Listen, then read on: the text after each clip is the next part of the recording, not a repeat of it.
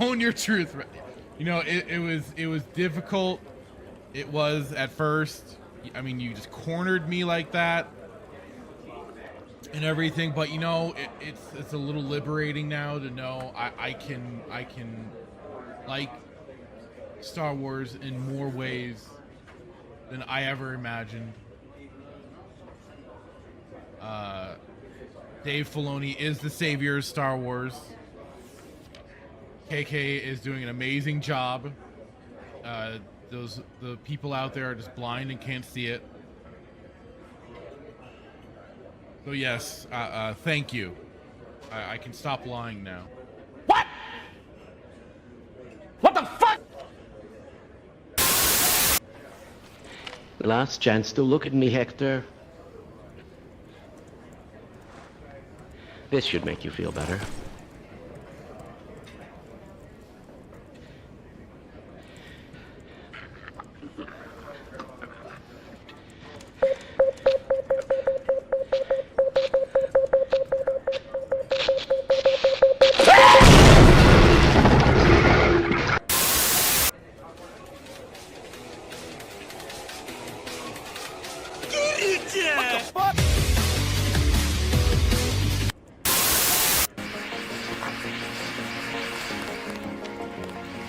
How unprofessional. By the way, Denton, stay out of the ladies' restroom. That kind of activity embarrasses the agency more than it does you. This is Snake. Do you read me, Otacon? Loud and clear, Snake. Kept you waiting, huh?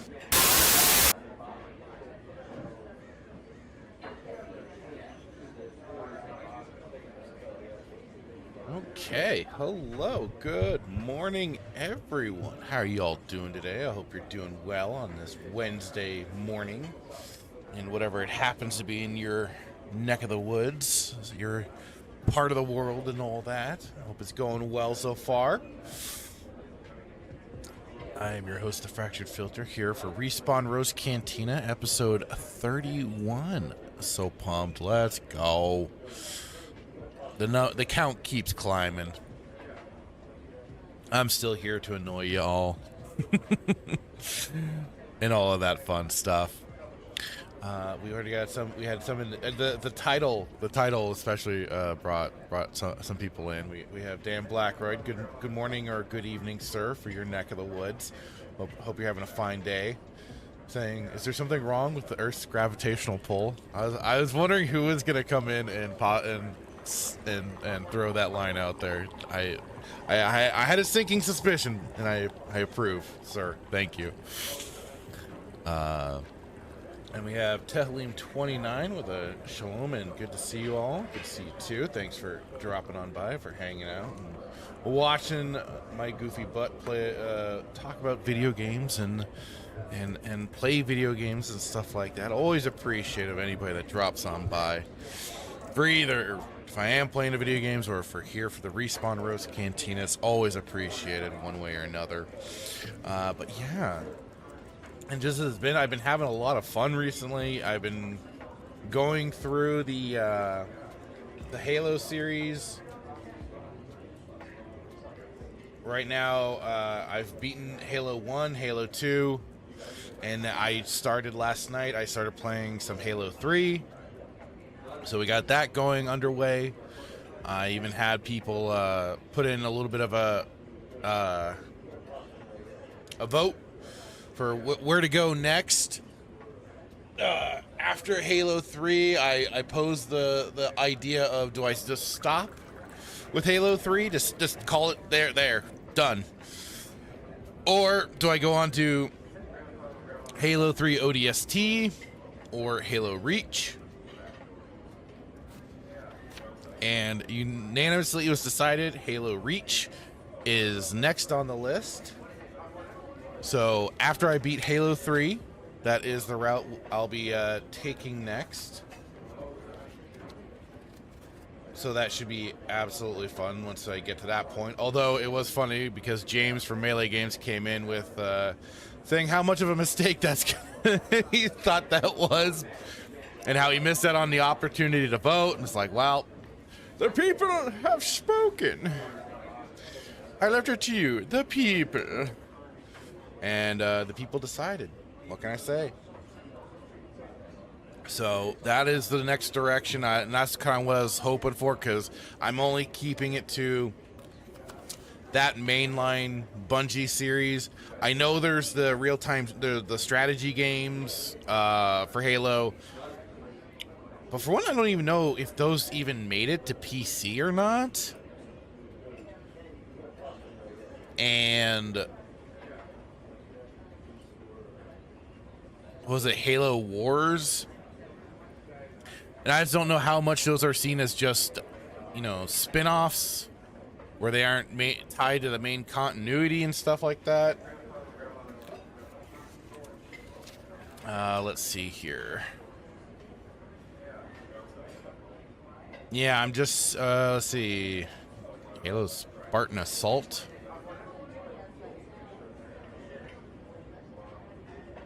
But yeah, anyway, I'm just mainly sticking to the first-person shooter side of it all. I figured that's probably the best route to keep it. So, I see this Halo Spartan Strike, Spartan Assault on Steam here, and then of course oh, here it is. There is the definitive edition of Halo Wars. Interesting. Okay. Regardless of that, like I said, I want to just kind of keep it to those mainline first-person shooter games for Halo, and that I'm gonna end it with what Bungie had produced, even though I'm using the Master Chief Collection to play it. I was almost like, should I actually, you know, hunt out and get the physical copies of the games? I probably will have to at some point, so I have them for my 360. But for now, it's kind of like, all right, well, I had this. I'm getting through it. There we go. And that's kind of where it's like I said, I'll kind of put the kibosh on it, and that's where it all ends. Blackbird, weight isn't the problem. No. And certainly, like it is, we had some, like I said, some heavier topics. So it lasts, I feel like, a couple of weeks, and so I've got a couple of them that I've got here that look interesting, and one's gonna be kind of more of a watch reaction to a mod, or basically a collection of mods put together for this video, and maybe one more after that, and then yeah, I think we'll be getting also to some more Dever Gold. I got those 3 rune stones, so it's time to start going a little further.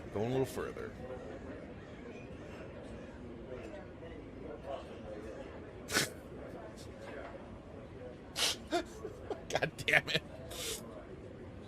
Dan Blackroyd saying, so you obviously have something planned for episode 36, as you surely already know that Thunderbolts was the 36th MCU movie. I think it could be time for the watch party. Oh no. Oh no. Don't do that to me. Don't do that to me. I would not be able to with it hold in my giddiness for that movie and my excitement. I don't know if people are ready for that side of me, Dan Blackroyd. I don't know, you know.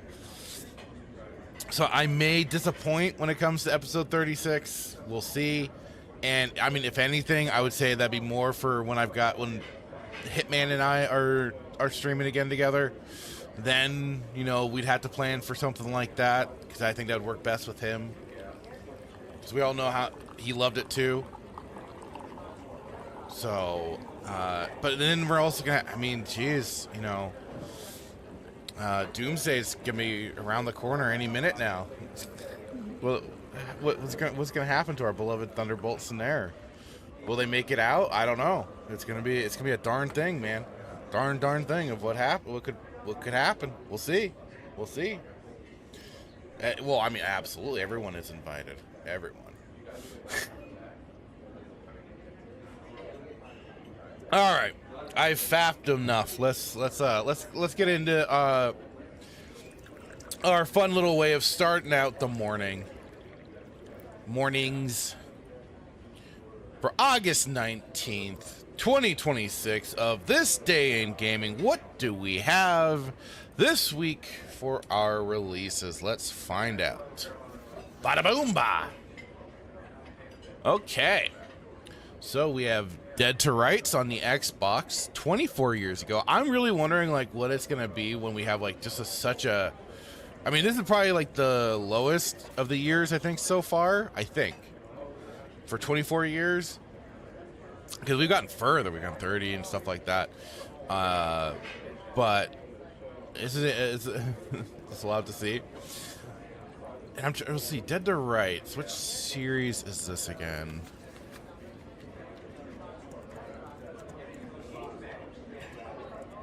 Not what I was initially thinking.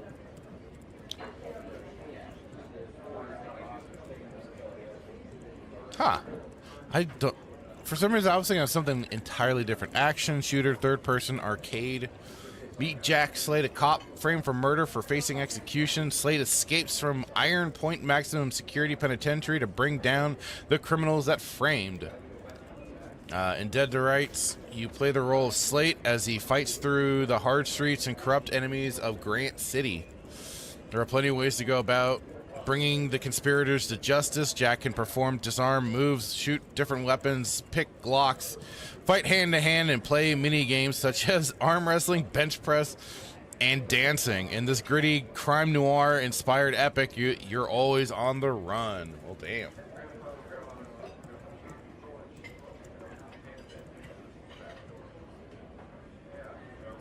I say damn. Hang on,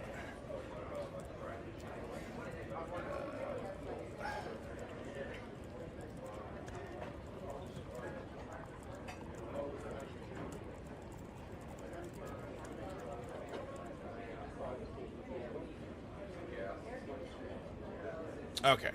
Sorry, I just gonna kind of tweak the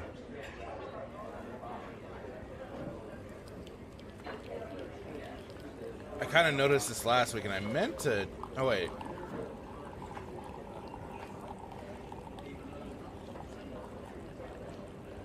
The whole, Discord reactive thing. Huh. Oh, well. Kind of does, doesn't it? Sounds like GTA without being GTA. Bob will save us. Yes, he will. Indeed. Good old Bob. Medieval Total War. The Total War series I didn't really get into until they had the Total War Samurai. That was fun. I mean, I mainly played, I think, 2. I think that's the one that I have for it. We have Prince of Kin PC. Oh, what is this? Jeez, just maybe. Oh, looks like oh, they have it on GOG. A Chinese Diablo-esque game here.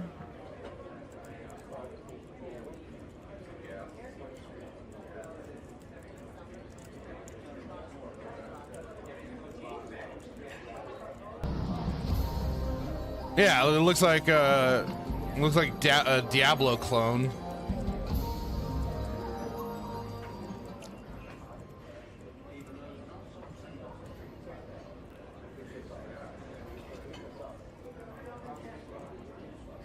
Character model doesn't move. I mean, I don't know if that's the video, but it's like the character model does not move nearly as smooth as they do in Diablo.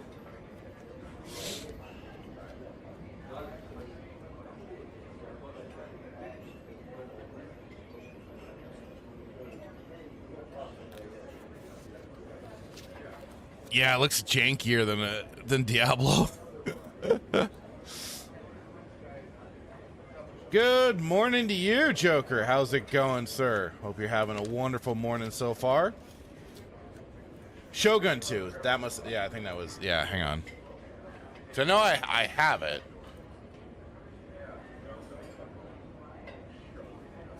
Move that aside.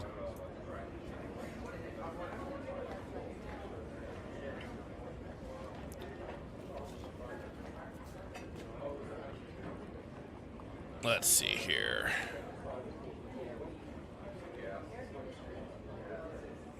I think it goes under the Total War.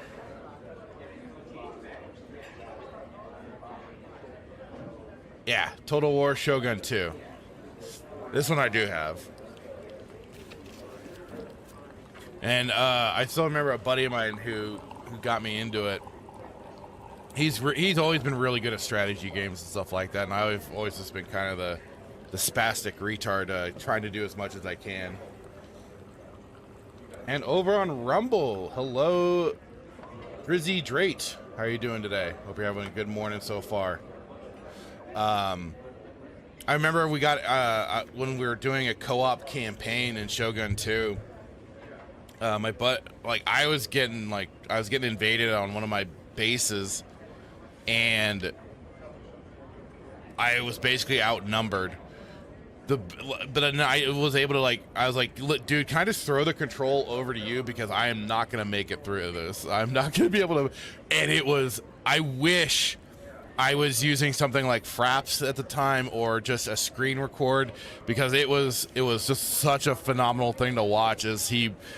Because the nice thing was is at least my building was secure enough, and we were able to just turtle down. But like the way he positioned the troops and stuff like that, it was wonderful, just a wonderful thing, and we survived it. It was great, and so I made sure and made sure to get things secured. So good times. Joker saying, "Oh, at work, wondering what bad takes are coming tonight." Oh, left ego. He's been evolving a bit, but there's never a moment where he won't try and outshine any bad take that he's had. He says, "Update: new second show coming to channel soon." I did see your DM. I will reply to you. That's really cool that you're looking into expanding for a second show, dude. That's really cool. And I mean, there's been plenty of wrestling content, so plenty to go around for you. Dan Blacker says, Shogun 2, I just used the archers from the high walls and barely anyone can get in. That was part of it, but I don't think I had enough archers at that time. Like I said, I wish I had recorded it. It was just such a hell of a battle for sure. Okay, what else we got here? We have the Italian Job, the 2001 Italian Job. Oh, this was released 2002, but at least they differentiate. Marky Mark and the Funky Bunch. Suikoden 4. Suikoden was always a series more my brother played. I don't remember his feelings on some of the later ones, and especially this one. But I mean, the Suikoden series was always fantastic. It was always crazy too, just the amount of characters you could get. But yeah, Perfect World International, interesting. Too Human, Shadow Complex. This is so Two Humans 2008, Shadow Complex 2009, Ace Another Centuries Episode R 16 years ago, 2010 in Japan. Akai Katana 16 years ago, arcade games. Oh, still got some arcades out there. Let's go. Well, that's 16 years ago, 2010. But then, there's still, I know, like, at least here in the US, we have basically, like, as people, I'm trying to remember the Dave and Buster's, I think it's called. People have described it as like an adult Chuck E. Cheese, because you can get, I think, just like pizzas and stuff like that, and then you have the whole like arcade center to go and play arcades and stuff like that. And then the whole 1-Up arcade things was big for a minute, but I think they kind of dropped out and went out of business. Partly, I think, also because a lot of people were doing their own custom arcade cabinets, especially with CRT TVs and stuff, flat screen TVs being as cheap as they are. And then it's just a matter of getting things set up proper, and you're good to go. You can have your own and get your own arcade sticks and all that set up, and then yeah, you got your own custom arcade cabinet. And at this point, probably easier if you need to repair it. Oh, right. Joker saying, I need some hours before the new 8,000 hours threshold takes effect next February. I heard about that. Yeah. I'm nowhere near even hitting my hours as it is. I'm just like I need 3,000 right now. I am nowhere. Even if I wanted, I'm at like 1,106 qualified watch hours out of 3,000 for to get that eligibility. And of course, I'm 378 subscribers out of 500. We're chugging along slowly but surely. But you know, that lack of consistency is what hurt. But you know, not a super concern on my front. It would be great. It'd be cool to get that point, but Joker says Dave & Buster's full restaurant on one side, other side arcade and bar. Okay, yeah. I've never been to one. I've just heard about the whole setup. So okay, and we have new Super Mario Brothers 2, 14 years ago on the 3DS. Oh boy, Saints Row 4. PC 13 years ago. Saints Row, a love-hate, not a hate, just like a disappointment in the series, because like Saints Row 1 was kind of, it was a bit more over the top, but it was still a very GTA clone, I would say. Kind of more grounded, realistic-ish story. I mean, you're still a gang, you know, taking over parts of the city and stuff like that. And you got hookers and all that jazz. But 2, I still say, is like the definitive of the series. Saints Row 2 is fantastic. I love it. Best story.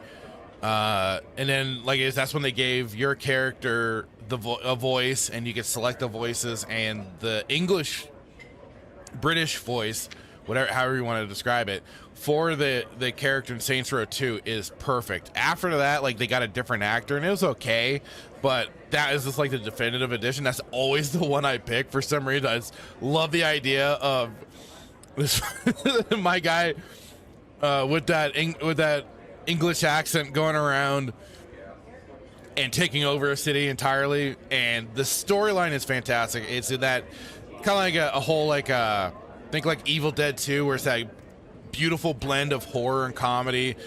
This Saints Row 2 is that beautiful blend of, like, it's got that serious kind of grounded gangland storyline, but then you just got all the over the top nonsense as well that just kind of marries itself together. After that, with Saints Row 3, they just went into silly buggers territory, and then of course Saints Row 4, the boss becomes president of the United States. It's like, what the fuck? But I think that's where they brought back Johnny Gat. They had this whole virtual reality system thing. It was kind of weird. And I'm sorry, like, I love Gat. He's a great character, but he's not more of a threat than the boss. The boss is top tier. Like, Johnny Gat's a psycho, no doubt. But let's face it, the boss, top tier dude. So I felt a little slighted by that, and I'm like, what the fuck? But whatever. Anyways, good. Still a fun game. Very over the top nature. I mean, it's a video game in every sense. Like, it's just meant to be silly buggers, stupid fun, and that's where you can appreciate it as well. So and they have a good blend with the music and stuff like that. That the licensed music, like they did in 3 as well. I thought that was fun as hell. Okay, the Bureau XCOM Declassified 13 years ago. I've only played XCOM 1 and XCOM 2. I haven't really played a lot of the side stuff or anything like that. And I think this was another one of those kind of side.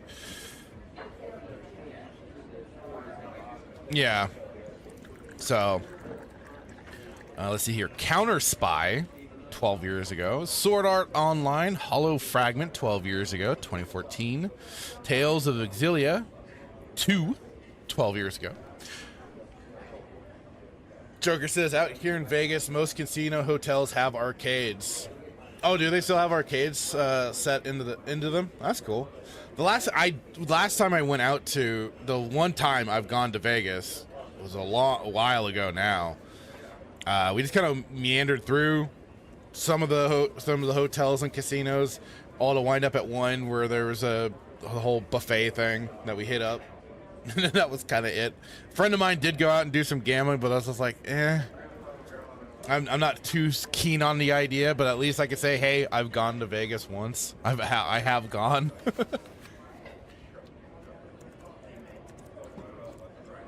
Metroid Prime Federation Force. This is one of those Metroid games that doesn't have Samus, if I recall right, and was it well received? I don't remember. I want to say it wasn't because, yeah, this is a joint 4-player local co-op or online squad and cooperative sci-fi shooting set in the Metroid universe. Hop in specialized battle mech suit and battle alongside your teammates to take down enemy forces and complete objective-based missions. Then take a break and play a fun pickup game of blast ball with fellow troops. Yeah, for some reason I wanted to say this did not fly that well. And this was on the, I believe, the 3DS? Yeah, 3DS platform. 64 well, take that for what you will for Metacritic. When any wanker can put a score out there. Oh, let me just remove that. Style savvy, fashion forward. Gee, I wonder what that game's about.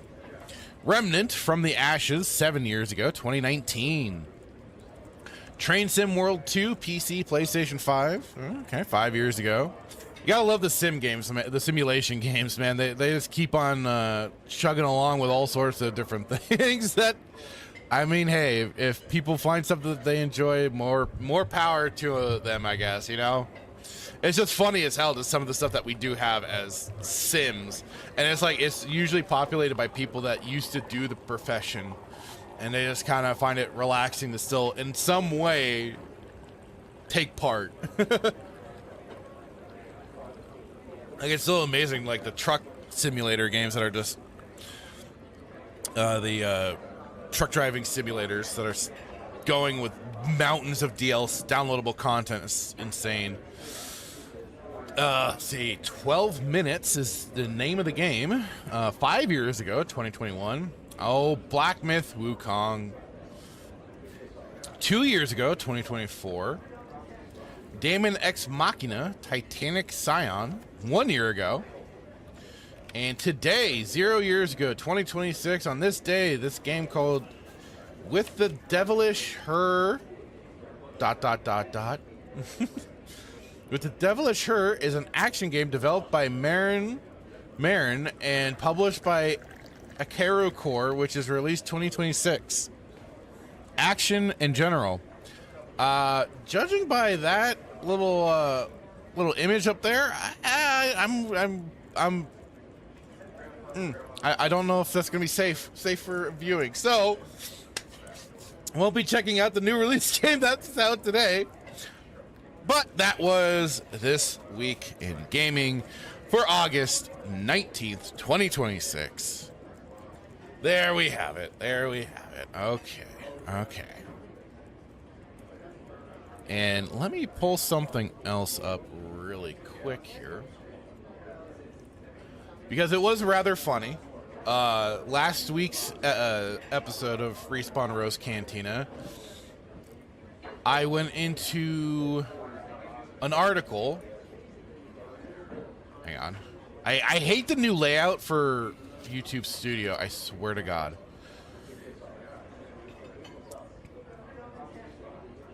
But we went into oh,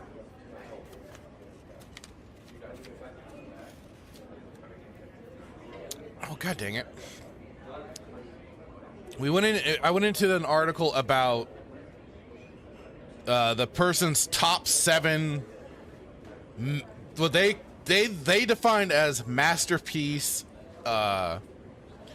Super Nintendo games, and we had gotten some chatter in the chat itself, but most of all in the comments section. And I would have thought, either the article that I had from Melee Games would have been a more of a talked about topic, or the whole thing with Martin O'Donnell being disinvited from the whole anniversary panel and all that nonsense. But no, and I guess I should have figured this, because it's somebody defining what a quote unquote masterpiece. But that whole thing of a masterpiece, I took as more as like definitely the clickbaity part of the title for that article. But Game Rant had seven classic SNES games that hold up, where it was more like hang on, let me see if I can bring it up really quick again.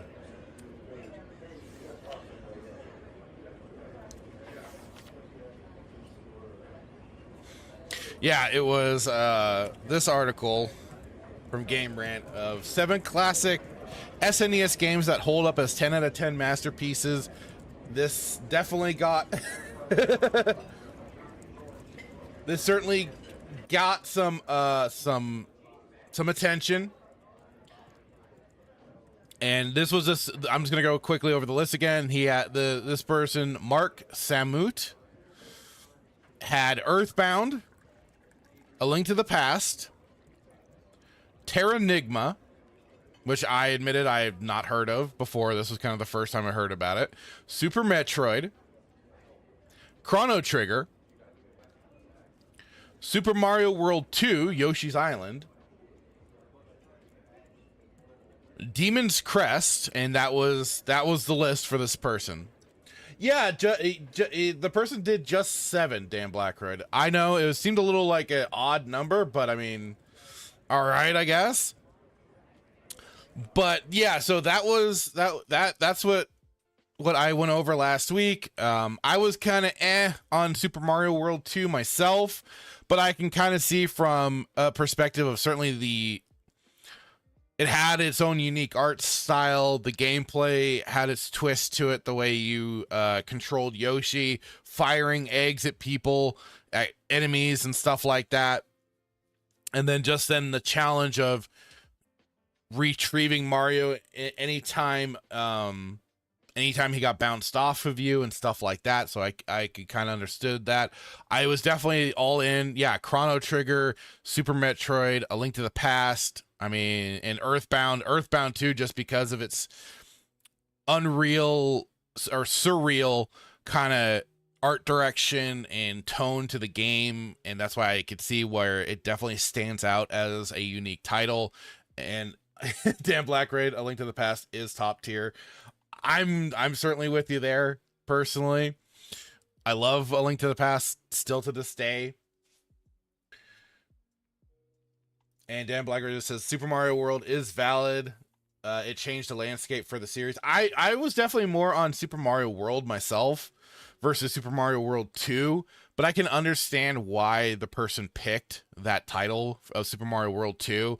I would say, if anything, I was going to revisit Super Mario World 1 above all, because it is just such a fun game. It was that first thing that got me into and that's the funny thing. Like, I even remember back in the day when the Super Nintendo, I think, was still getting like more like advertisement and stuff like that, and how it was even featured on it was part of a storyline for Roseanne of them getting the Super Nintendo system for, I think, DJ.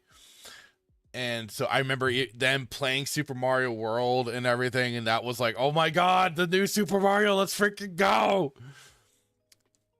And that is something that I wish I could recapture for myself sometimes. It's just that genuine excitement for games. And in working retail and selling games, I love that it's at least something that you see expressed from people mostly just like kids still coming up and playing video games. That there's that genuine excitement for getting that new game, and I just appreciate that, seeing that a lot, even though it's for some new slop here and there. But it's just like it's a little heartwarming. Like, okay, at least it's like, you know, not everyone is so jaded as I am, and that's great. And I'm never gonna I don't ever, unless they ask me for my opinion, I don't shit on anyone's parade. And so, you know, it's great to see, and just for the era Super Nintendo, and even like when the N64 is being discussed, it was a time where it's just like the everything's so new, so like interesting. Where's gaming going? How is it going to be done next? And now it's just kind of like it's just not there.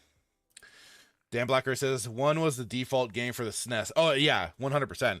I remember getting it, and then I think we'd also gotten Super Mario All-Star when we got the Super Nintendo. I loved Super Mario World, but Super Mario All-Stars pissed me off even as a kid, because you talk about early remasters. I didn't care for the Super Mario All-Star remasters at all. I wanted the genuine article. I wanted those original games as they were presented. It's like people think like all this sort of stuff, all this like, you know, kickback for remasters and stuff like that is something new. It's like, not for me. Even for me as a kid, I'm like, no, give me the original game. I want to play the original game, but on my Super Nintendo. Give me my original game, god damn it. Because I didn't have an NES at the time. So it was like, give me that, please. And yeah, you had to have it. Super Mario World was a had to have. Anyways, further to the point, we had good friend of the channel, good buddy, good dude, Nerdy Neo. Like I said, I had to figure somebody was going to come along, and I should have known that was going to be the topic of conversation. I don't know. I'll just go over the whole thing, because it's publicly there on the video itself. If you go to Respawn Risk Cantina episode 30, you'll see my comments back and forth with him. But yeah, here it is. So we kind of went on a bit of a back and forth, because once I kind of clarified it too, that it was just about Super Nintendo. So he says, A Link to the Past and Super Metroid are by no means 10 out of 10 masterpieces. Super Metroid is good, but not great. And Link to the Past is mid. Ocarina of Time is 100 times better, as is Link's Awakening. And I couldn't really comment to that one, because I haven't played through Link's Awakening yet. Metroid Fusion is a much better Metroid game to recommend to a normie than Super Metroid. Haven't played it yet, but Super Metroid Redux is another ROM hack you could try, as it's just a ROM hack of Super Metroid and not Zero Mission. And I even asked, and I'm gonna put this out there, and I know my brother, I posed the question to my brother. I was like, do you think Metroid Fusion was a better game than Super Metroid? He said, hell no. Super Metroid is peak. He's like, it's peak. You don't get better than that. It has the music, the atmosphere, and everything like that. So I'm sorry, Neo, but my brother overrules all. He is the decider. Ooh, damn, Blackroyd coming in with Awakening is not better. So then I said, but this is just a game. This is just about Super Nintendo games. Those other games you mentioned are of no consequence to this list. It's just dealing with 7 SNES games. And I do think they are fine choices to represent the Super Nintendo. Although I would have, and this is probably me, and I'm probably throwing in like some very normie suggestions.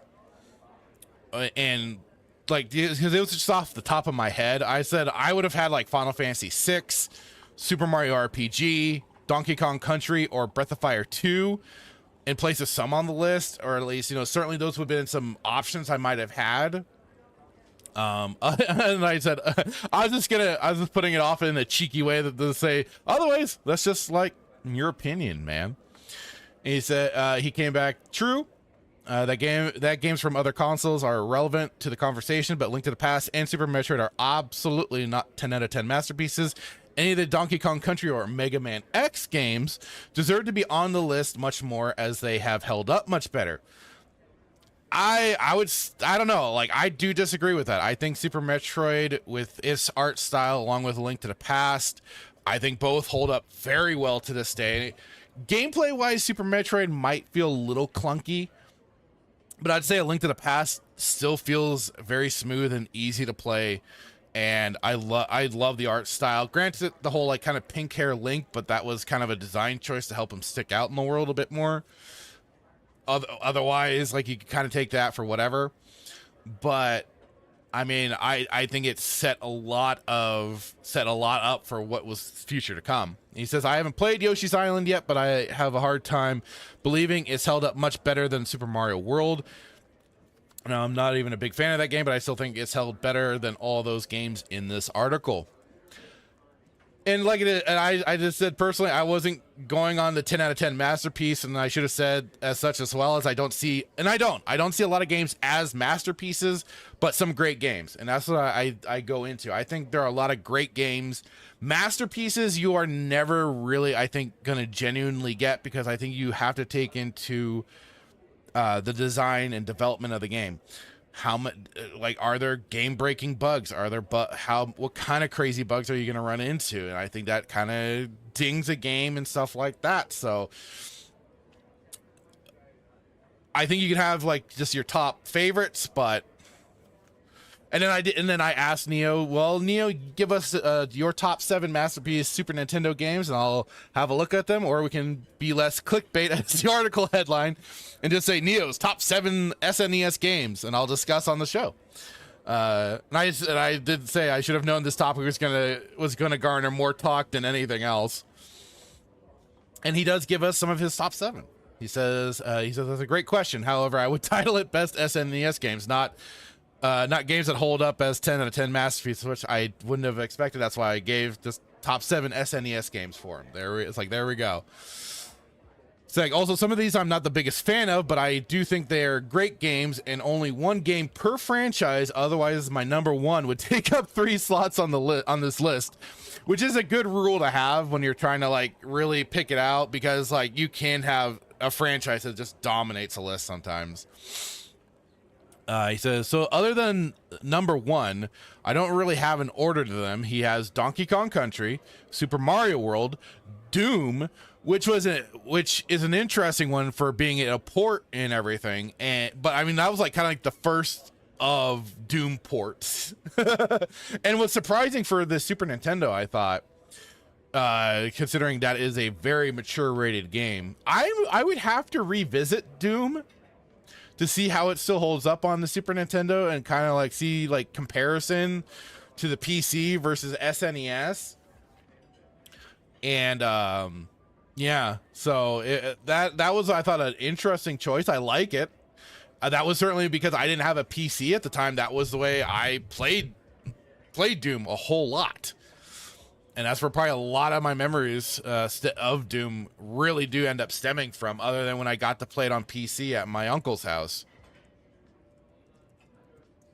And he does have Star Fox and Super Metroid. He says, I haven't played much of these, but either Contra 3 or Super Castlevania. I haven't played either of those either. And I keep hearing from people, like, if you're going to play a Castlevania, it's usually Symphony of the Night. But this is talking Super Nintendo, and there's a long list of Super Nintendo games I still even need to get to. And he says number 1 is, for him, number 1 is by far Mega Man X, even though he prefers Mega Man X3. So that was his own little list of top 7 games. I may have to kind of think of my own maybe, and also do that, because it, like I said, it's just so funny how what sparks a conversation with topics. And like I said, I should have known that was certainly going to cause some, but it was fun anyways. I enjoyed having the back and forth, and it's kind of like, because then it gets you thinking. It's like, okay, so what would my own set be? And I think I'll have to really kind of consider that. And maybe next week I'll come back with a list. Dan Blackbird says Ocarina is great too, but they are completely different games. And for gameplay mechanics and stuff like that, yeah. And just the way it's set up. Dan Blackbird is saying Link to the Past is the perfect Zelda story. It's watch the movies or TV show or whatever adaptation they make should be based off. I'm not against that. He says, I'll add all 3 Breath of Fire. Dude, the Breath of Fire series is definitely on my favorites. And I need to get go back to Breath of Fire 2 especially. Because I have a fan ROM hack translation that makes it more accurate to the original script and stuff like that. And the ability for like the longer names and all that sort of stuff, so it's less kind of weird for some of the spelling on names and characters and stuff like that. But Breath of Fire 2 is probably a game I would prop up on the Super Nintendo. I put it on my list, or as games I would think of for a top 7. Breath of Fire 2 would possibly be one of them, and I need to get back to that one of these days because it was just, I know I was nearing the end. It was great.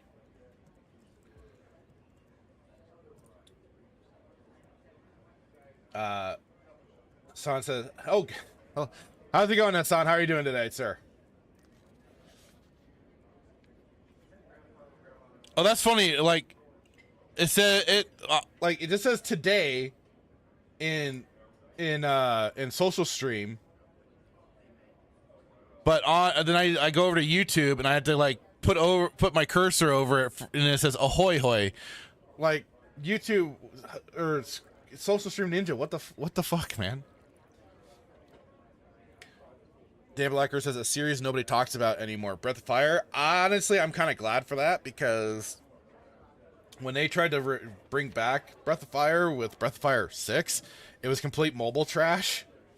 And I'm like, I am fine with Capcom forgetting about Breath of Fire because we still have basically 5 fantastic games. 5 was a little weird with its I forgot the system, the whole like dragon system for it, where you had to like eventually kind of reset things and stuff. Like that one was kind of wild.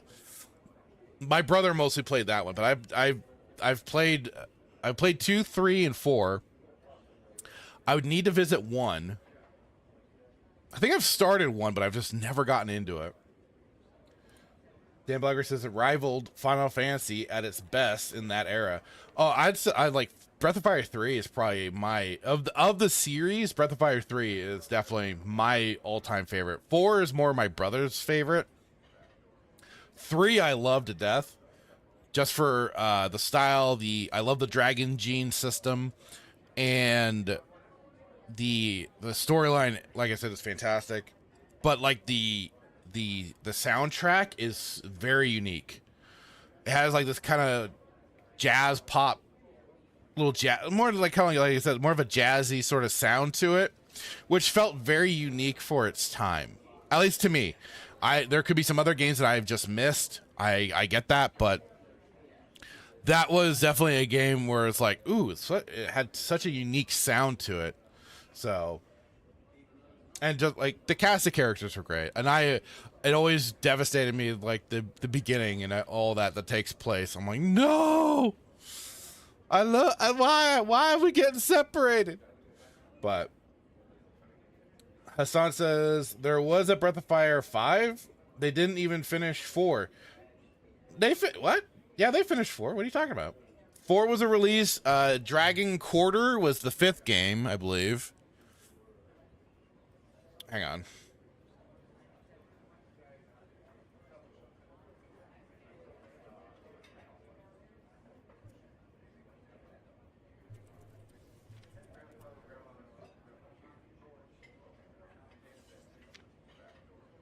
And we don't talk about 6.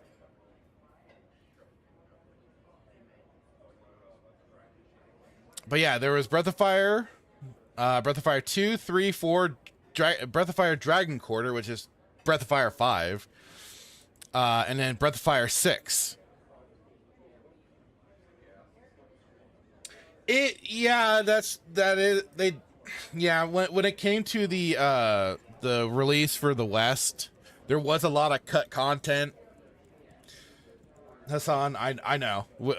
My brother and I became very well aware of that. Yes, there was Breath of Fire 6. It was basically a mobile slop game, very mobile slop, and it looked horrible, and it was like all online and stuff like that. If I remember right, it was not a good idea. I don't think it ever came to the West. I think it was mostly a Japanese release. Dan Blagger says the combo transformations with the dragons was awesome. It was. Like mixing up the dragon genes, and then you had I believe the dual transformations with Rai and Ryu, and what you can combine with that as well. Oh, so good. Well, that's why we don't talk about it, Hassan. We don't talk about it. It's like there's only, I mean, you could say there's only four Breath of Fire games if you wanted to. I'd say there's only 5. Anyways, but yeah, so that was kind of the whole tier list thing. Like I said, I might come up with my own list next week, just to just because, like I said, it gets the old noodle going on that sort of thing. But the funny thing is that since he mentioned MegaMan X, and I was racking my brain like, okay, so what are we going to talk about today? I mean, yeah, there's all this stuff with the whole Wolverine and Insomnia and all that crap. I'm like, I want something a little more, like the title suggests, just a little less heavy, you know? And so I kind of think I'm glad I hang out in the Melee Games Discord, because somebody's always going to be posting something. And because Nerdy Neo mentioned MegaMan X, I'm like, holy crap, it's like prophetic. But in the Melee's Discord, one of the members dropped this a fan-made Mega Man game that he linked it to, and it was from this X post user at Joe MNT2. Mega Man X Regenesis is now available for free on PC, Android, Steam Deck. Set in an alternate timeline following the events of Mega Man X, Sigma has won, X has fallen, and humanity stands on the brink of extinction. So here we also have the link to the site, and we're going to go over to that. But I wanted to at least just kind of prop that really quick. So yeah, the Mega Man X Regenesis is set in an alternate timeline following the events of Mega Man X. Sigma has won, X has fallen, and humanity stands on the brink of extinction. Just when all hope appears lost, Dr. Kane unveils his final contingency, Project Regenesis. Given one last chance to rewrite history, X must rise once again and fight to save what remains of humanity. Features an original story set in the alternate Mega Man X timeline, 8 brand new Maverick bosses to defeat, new special weapons to master, discover powerful armor upgrades, search for hidden collectibles and secrets, unlock in-game achievements. But that doesn't go towards Neo's retro achievement score, so that might not, he won't, I don't know if he'll care too much about that one.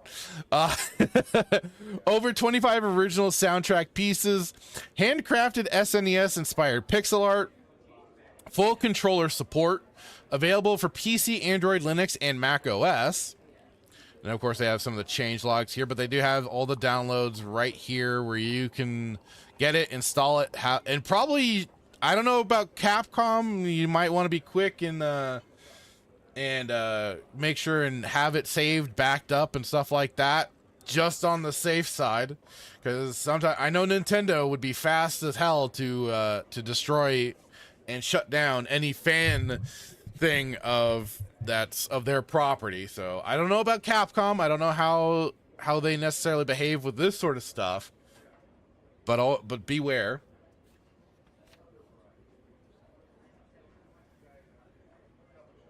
Son, oh, that hive of scum and villainy. It's also my fourth home. I mean, I'm taking the Melee's Discord. I'm either hanging out between there or in my own Discord, and that's about it.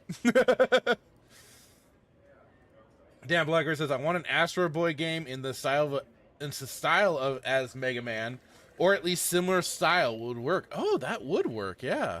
Huh. That's a good choice, too. I like that Dan Blackguard. Very nice. But they do have a trailer here, which I haven't looked at yet, but they kind of show off some screenshots right here.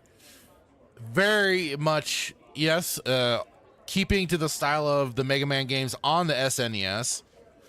And like it was because Neo mentioned Mega Man X and this came up, and I was like, I have to check it out.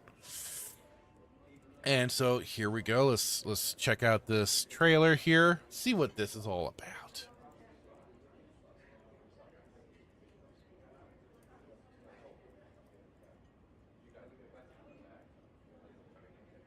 Make sure I got it set so you can hear it.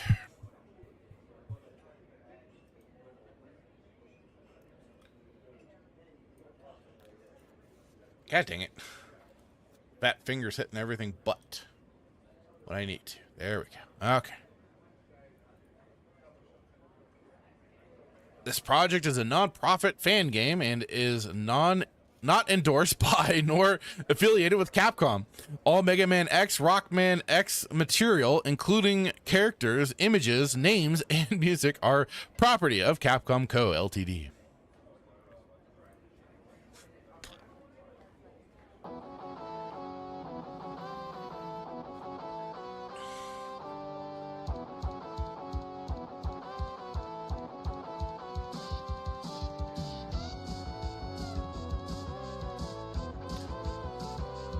Rejoin the battle. All new story.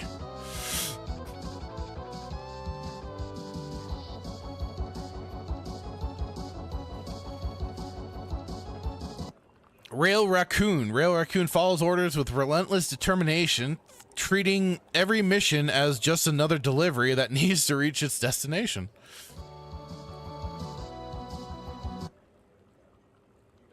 Hydrolotl? A razor-sharp engineer with a biting sense of humor, quick with a sarcastic remark, and even quicker to exploit an opponent's weakness. Oh, no. Hang on. Let's make sure I have those chats up. There we go. Skyblade, a brilliant aerial tactician with an unwavering devotion to Reploid kind. Calm, calculating, and fiercely protective of machines. Oh boy. I don't know, that one kind of sets some alarm bells. Subterra, Scorpion, a ruthless intelligence operative who played a key role in gathering data to undermine humanity. Cold, methodical, and driven by deep-seated hatred. Ooh.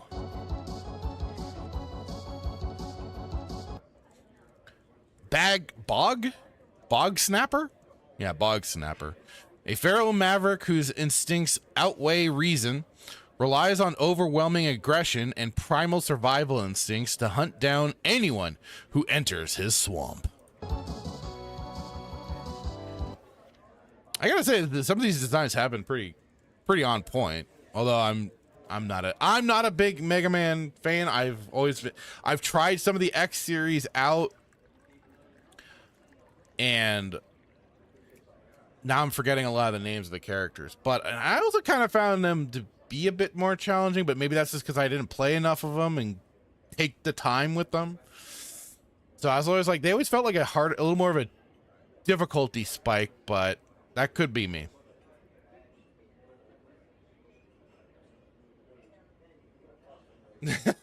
What set you off, the furries or the scalies? Always when they get a little too preachy on certain rights and stuff like that, because then they become allegories for crap. Hassan says, I just want another game like Mega Man Legends. Oh, okay.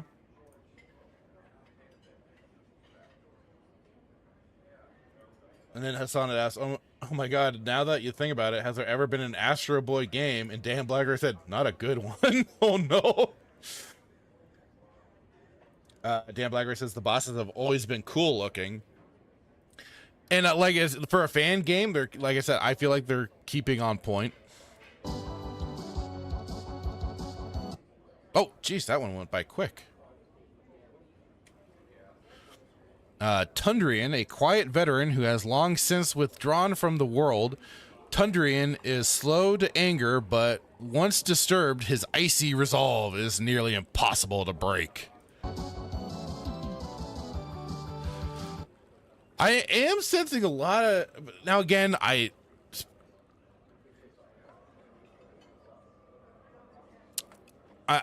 again, I have not gone through a lot of the Mega Man games, but a lot of these are feeling like very, very animal related. I don't know if that was always the case with the other games. So, explore repertoire of 13 stages.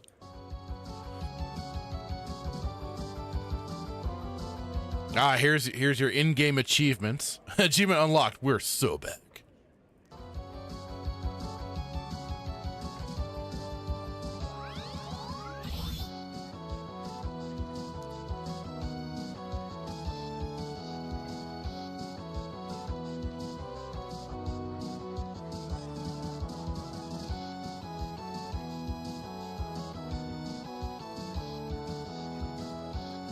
Oh, and of course they had all the... You can change your controls, which is always good. But they had, what was it, like, you could put in, reconfigure your playstyle with CRT and smoothing filters. I've never, adding filters and stuff like that, and the, like, scan lines and all that sort of stuff is neat and all, but it's still not getting the exact same effect as playing on an actual CRT old school TV. It just doesn't get the actual same effect. Like, it's fun to emulate and kind of give you that feeling of it, but it's not actually there. Dan Blacker says, like, Sting Chameleon. Okay, now he's a chill penguin and an armored armadillo. And he says, yeah, for the most part, it was all animal based. Okay. I just, for some reason, like, maybe I'm just, like, thinking of the old cartoons and stuff like that. Like, it always felt like they were more, like, still humanoid and more, like, some were kind of based around. It's kind of like wrestling back in the day when it was all, like, job gimmicks, like a plumber and stuff like that, and like a construction worker. Like, I thought that's what some of them kind of were. Maybe I'm thinking, like, that might have been more Mega Man than Mega Man X.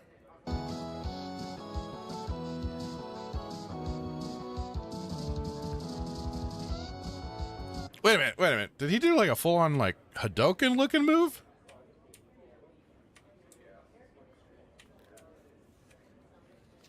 Damn, he did. I didn't know Mega Man shot Hadoukens. What the hell?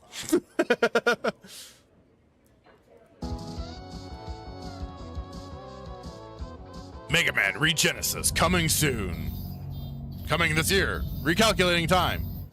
Release. 2026. 08. 30?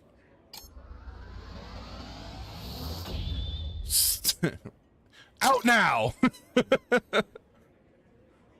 Now we got a little more here. Okay, a little credits here.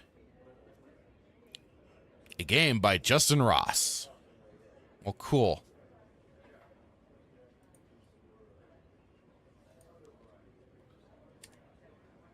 Well, like I said, I'll drop the link in the chat for anybody interested. If you are, you can go on and grab it, play it, have a hoot, don't pollute. But yeah, there you go. I might have to check this out a little bit later, just to see what it's like. But like I've tried, like I said, I've tried some of the Mega Man X games. Just didn't quite grab me, but I'll have to maybe like check this one out just to see how it looks, how it plays for myself, and all that. Otherwise, yeah. So that's the Mega Man X Regenesis, and it all worked out finding this one because, like I said, Neo is bringing it up already, and thanks to it is over there on the Melee Games Discord. I got a topic. Always makes me a happy camper. Cause like I said, everything's felt so heavy last week with some of the topics. It's just like ugh. But at least we had this, and it's always cool to see fan-made projects being done by people. And just to see, sometimes when it is good to see the fans put their money where their mouth is and create something like this.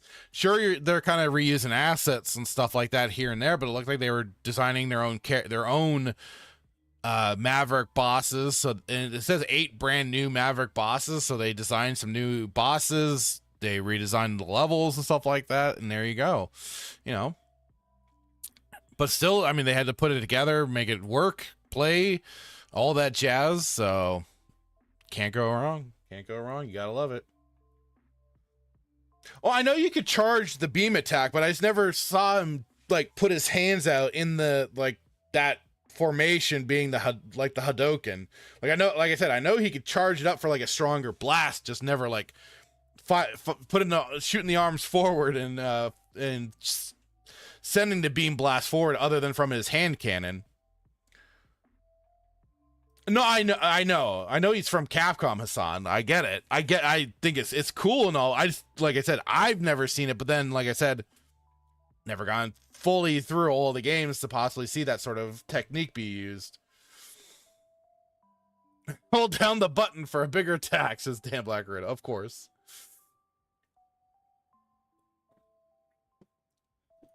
Okay. Well, there we have that. Very cool.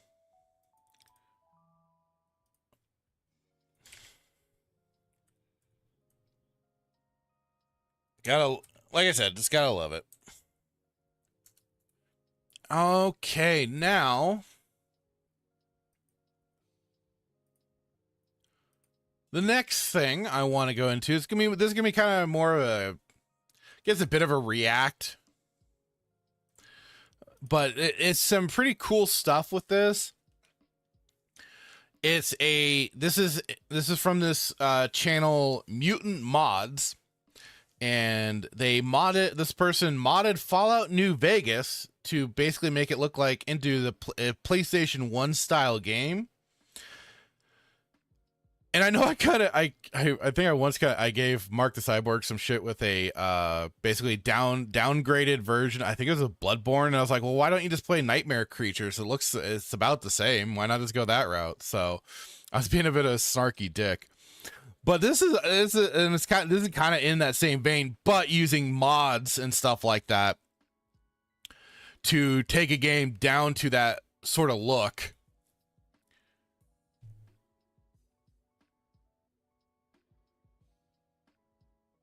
Dan Blackwood asks, do you just use keyboard to play? No. He says you should buy a controller. It's a big difference. No, I do. I have my controllers for particular games. Mouse and keyboard is what I do generally use more for like first-person shooters and stuff like that. Controllers, though, I do use for fighting games, and I would use it for I use it for anytime I'm playing on my when I played Metal Gear Solid, I used the controller. And I have a PlayStation controller, I have an Xbox controller. I sometimes prefer my Xbox controller, but I'll use the PlayStation when I'm doing PlayStation emulation. It just has, for some reason, I just have to have that feel for that in particular, and N64. But I do have a control for games like, that would be like for a Mega Man and anything like that. Because otherwise, no, like I remember doing that once upon a time before I got like way back when ROMs and emulators were still new, trying to use a keyboard to just play those style of games was a bitch. Doesn't offer the same amount of mobility and everything like that. Like you needed a controller. Oh, God damn it. It says, is that why you couldn't save the child from the vent? Yes, that's why I couldn't save the kid from the vent. I didn't. Even though wait, was I playing with a controller on that? Or no. I think I was using mouse and keyboard. A bit, just a bit, says Hassan. Bro, where's your Mad Catz controller? Oh God, the Mad Catz controllers, Jesus. All right, on to this. So, yeah, I thought that the cool part about this too, about like there's gonna be some interesting, there's gonna be some cool things about this that I really thought was interesting, and that we're gonna get in, that I want to talk about. So, but we'll play out the whole thing, because I think the whole like, in the person has like the whole list of mods and stuff that you can get in their description to turn Fallout New Vegas to make it basically look like it basically also makes it look like very much a classic Fallout game of Fallout 1 and 2, and in that vein, it's just more like it is in a first person shooter sort of setup. So let's jump on over to this.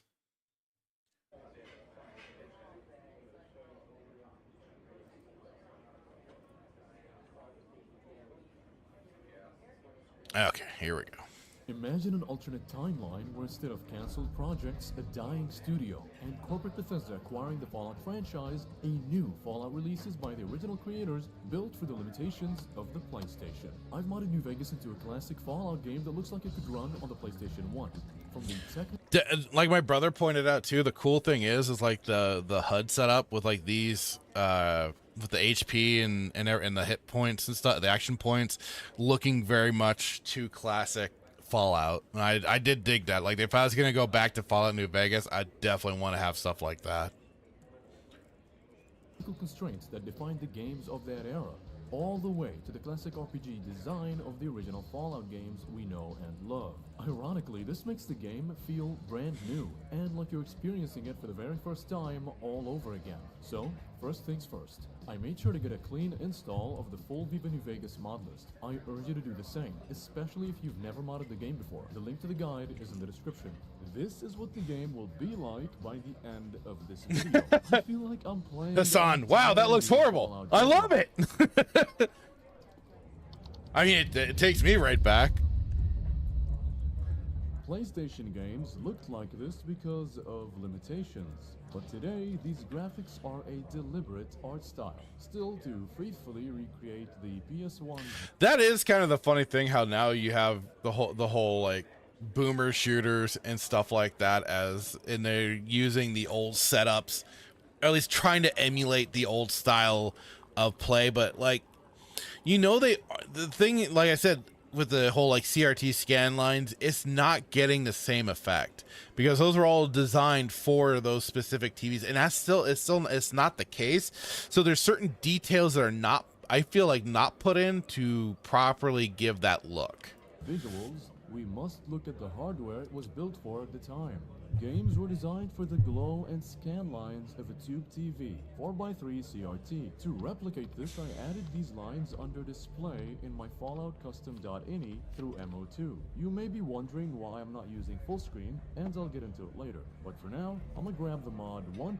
And yeah, like, this was the video sent to me by my brother because he dug it just for the very fact that it's making it look like classic Fallout, basically.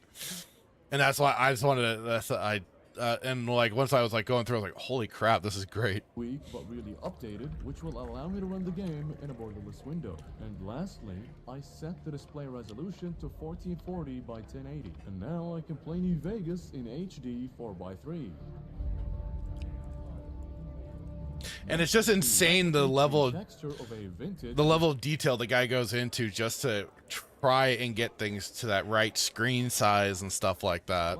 I'm gonna install Reshade in New Vegas. It's really simple. A link to the tutorial can be found in the description. Then I'm using the CRT Guest Advanced HD shaders via Reshade to simulate scan lines and the distinct phosphor glow of a retro television. To install these filters, simply drag and drop these files into your shaders folder. And now, I'll toggle this shader in the Reshade menu, which you can access by pressing the home button on your keyboard. A folder with my presets and all the shaders in this video can be found in the description as well. I think I've done a good job emulating these effects with...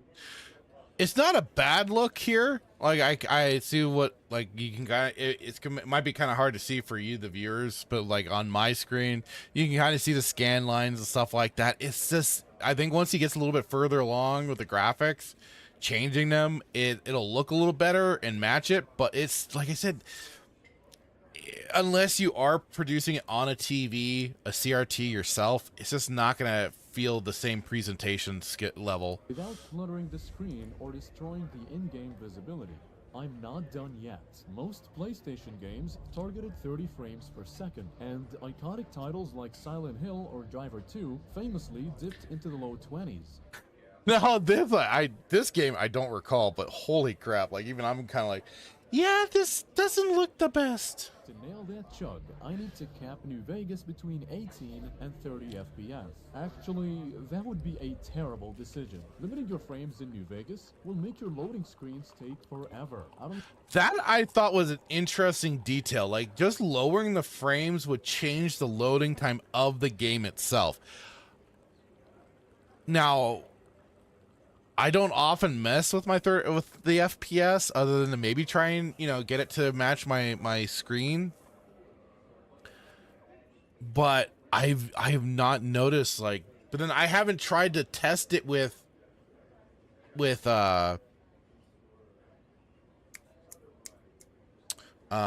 like loading times and stuff like that. So I thought this was kind of an interesting little tidbit.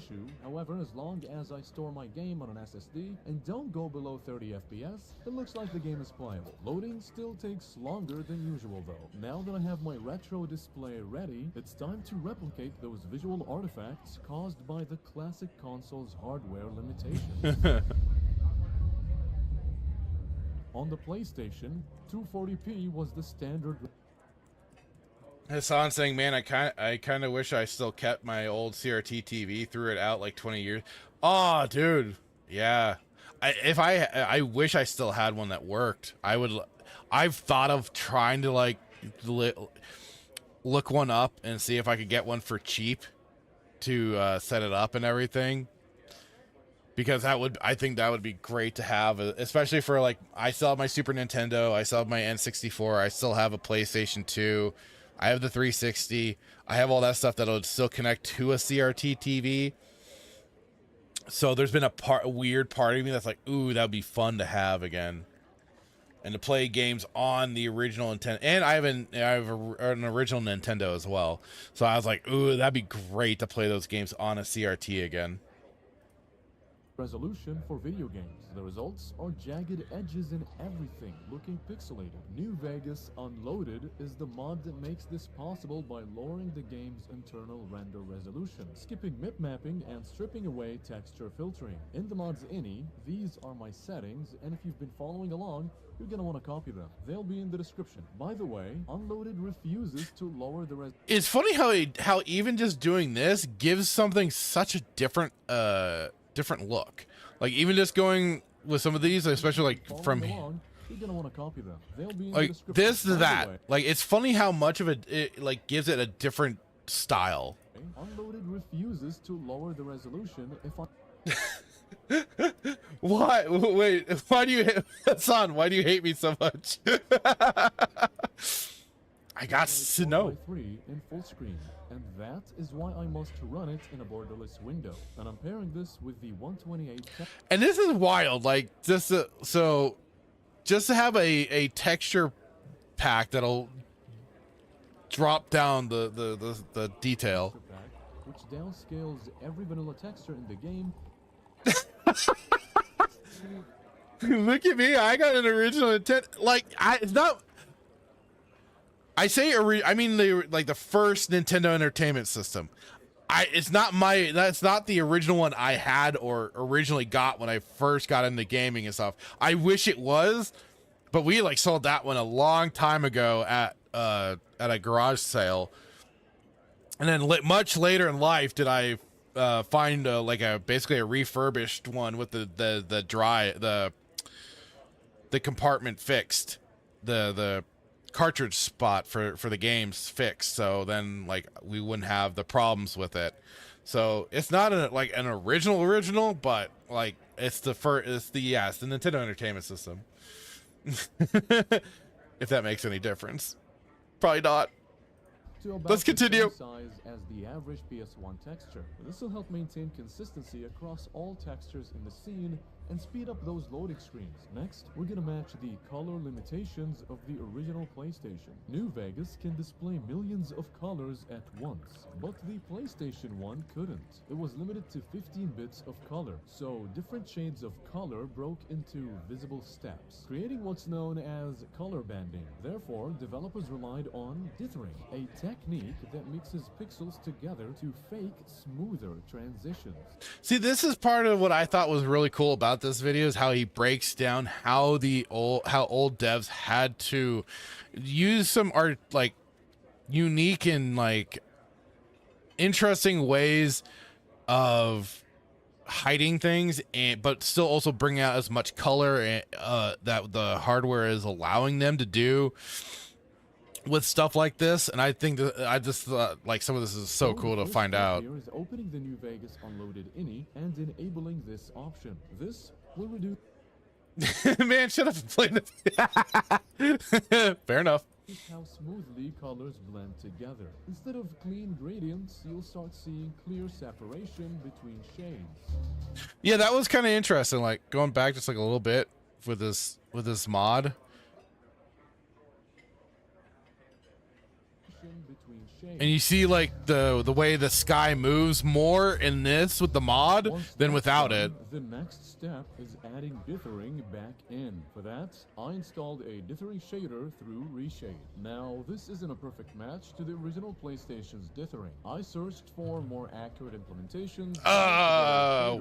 What's with the Deathclaw there, dude? Is the closest reliable option I could find. Personally, I keep the effect subtle. Too much dithering starts to overwhelm the image and makes the game harder to look at for long periods. There's always a balance here, pushing the visuals far enough to feel authentic without pushing them so far that the game becomes unpleasant to play. With these changes in place, that familiar grainy look begins to settle in. Sony's first revolutionary gaming platform couldn't render very far into the distance. It could render only a small part of the world at once. Otherwise, the game would slow down or break. And so, developers found a workaround. They put distant fog that moved with... And what, like Silent Hill was perfect for that, because it gave it the perfect excuse for this effect of hiding further off distance and stuff like that. Like what a way to add atmosphere to your horror game, to then just basically put it right out in front of you. The player to hide where the game stopped rendering. To bring that to New Vegas, I'm using Dusty Distance Redone. This mod adds configurable distant fog around you. You can change the distance at which it happens, the color of fog during the day and night, but if you want your game to look like mine, use my settings. But recreating that nostalgic PS1 visual style, this is as far as I could get before running into the limitations of the game. Son says those technical challenges brought us innovation solutions from good devs. You get that, you don't get that today in the gaming industry. No. And that was something my brother and I talked about when after watching this, is how nowadays with these engines like Unreal and Unity and stuff like that, it's just, it feels, and with all the resources available from, I know there's like variations and stuff, but like, you know, Photoshop and all this sort of stuff, everything, Blender, everything that they use, it just feels so much more handed. But yeah, more handed to them, being able to have all these quick, easy access assets and stuff like that, that they aren't quite being challenged with the systems. They aren't having the same limitations that these old devs are having to deal with, which is also why we have such bloated games in terms of like storage space, because they don't know how to compress things to fit on a disc, on a cartridge, on an old hard drive from back in the day. Like that those aren't things that are being considered anymore, because now it just feels like, oh, the people just have unlimited space, so they just go hog wild. But you know, because of all those limitations, that's what really brought the best out of them. And that's like what my brother and I talked about too. It's like these devs, creatives, and I've said this, they need tard wranglers. They need something to wrangle them in to make them see a little more of a realistic sight to what they can try and produce. And whether that be somebody telling them not to do certain things for storylines or whatever, but also like in this case, hardware limitations telling them you're going to have to really find unique ways to give your game a very unique design choice, art style, and stuff like that, and to still bring out the colors that are possible for the system. Now, it's like I say, it just all feels so available that they aren't challenged in that sense to work around things. That's why it does feel like we don't see innovation like we used to with gaming. Embryo engine. You see, the PlayStation 1 had no shaders, no real-time reflections, no dynamic lighting, and no detailed shadows. Developers at the time did come up with clever ways around some of these limitations, like painting shadow effects onto. See, this is the cool part. This I was like really fascinated by. Because what a thing to, again, the levels that these people had to go to bring out elements of the game that they otherwise were unable to produce due to the hardware limitations, due to the limitations of whatever. But they found a way to still bring certain things out of the environment, out of the characters, whatever, and stuff like this. I think is just so cool to see.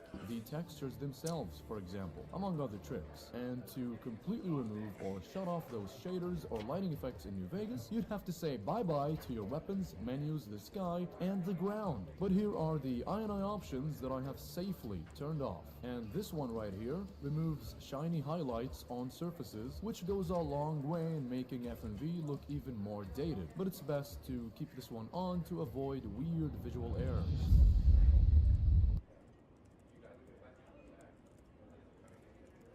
Hassan says, yeah, they'll just use the default UE Unreal Engine template and settings and not push the engine to its potential or program anything innovative themselves. Absolutely. And I feel like originally that's what some people tried to do with earlier iterations of the Unreal Engine. And you saw some of those kind of shine a little, kind of show through a little bit. Especially when it came to things like BioShock. No matter what, too, on console or on PC, if like in BioShock in particular, is using Unreal Engine, I thought it looked great. I still think it does too. But if you ran into certain areas a little too quick before the engine could keep up, you'd see that the textures had not loaded in just yet, and that was always a funny thing. And that's basically the way games look now, in my opinion. And I'd say that's the Unreal effect, is that a lot of the textures feel like a lot of the detail and stuff feels missing because, yeah, they're just going off of like default settings. They aren't putting in that extra work to really bring things out to shine through. It's just disappointing. I don't like the New Vegas main menu screen. I think it sucks. In comparison, here's what it's like to boot up Fallout 1. You've got a close-up of the iconic power armor of one of the main factions in the game in the foreground, the ruins of the Southern California wasteland in the background, and the horrifying sound of desert wind to welcome you into the desolate bleak world of Fallout. The Fallout soundtrack, so fantastic. Fallout 1 and 2, best soundtracks, especially for a post-apocalyptic game. Just don't have that feel.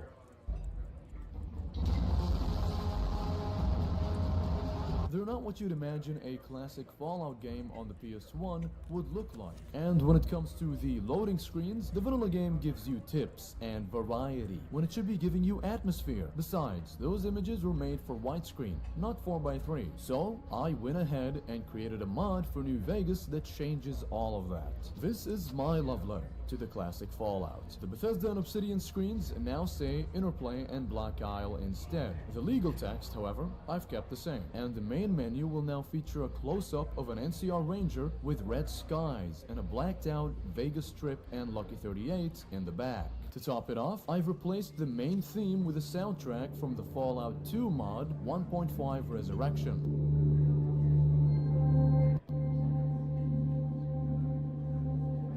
I've also replaced... The only thing I would have said is that with his new Vegas loading screen, I think could have gone with a little more detail in the background, just like the original Fallout, but I get it. Every single loading screen in the game with one Universal Classic inspired image, and it just says loading at the bottom left, reminiscent of games from that era. If you want more variety, there's a version, actually a better version, with more loading screens too. All the images are made for 4x3 only. Now for this to work the way that I want it to, head into tweaks and turn off loading screen tips. Then add this line in your Fallout custom.ini under loading. This will prevent the main menu image from fading to a loading screen. Now one of the iconic games that inspired me to put this video together was the first Resident Evil. Oh, yeah. Whilst comparing it to New Vegas, trying to get the visuals just right, I noticed it had a live action intro. A few other PS1 games. Oh, hang on.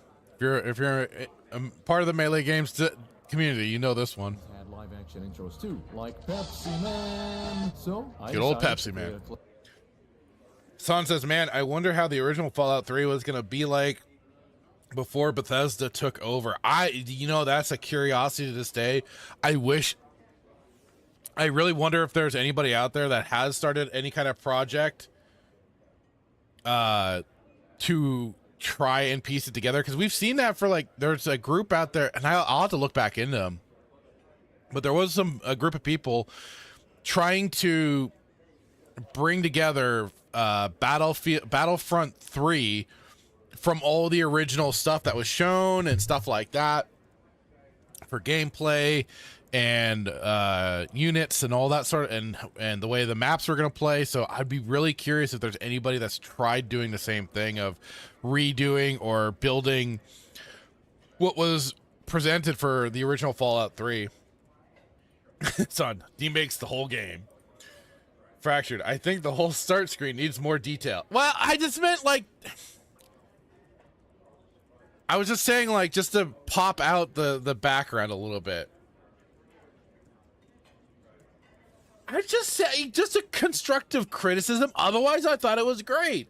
I love that it had a piece of some of the original music. A remix, but it's great. Classic Fallout. I can't help but critique things. It's put together using various sources for clips, from the Fallout TV show to fan-made live-action films. That's the only thing I disagree with, is using anything from that damn Fallout TV show.